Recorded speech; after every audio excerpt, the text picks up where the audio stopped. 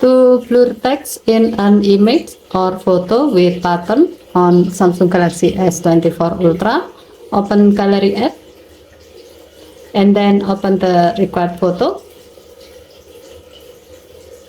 Tap the pencil icon at the bottom of the screen to go to the edit photo screen. Tap the sticker with pencil icon at the bottom of the screen. While you are in the draw section, tap mosaic or pattern pen icon. Tap the icon again. And then select pattern pen icon. If needed, you can adjust the pen thickness level.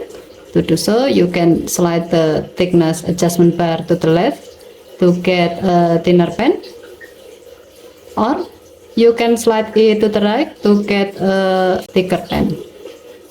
Select the desired pattern you like to use to blur. Close the pen setting screen.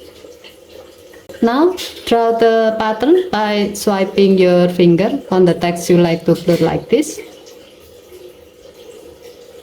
If you are happy with the result, tap save to save the change.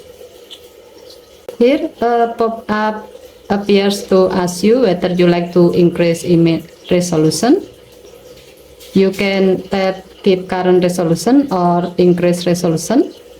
As the example, we will select increase resolution.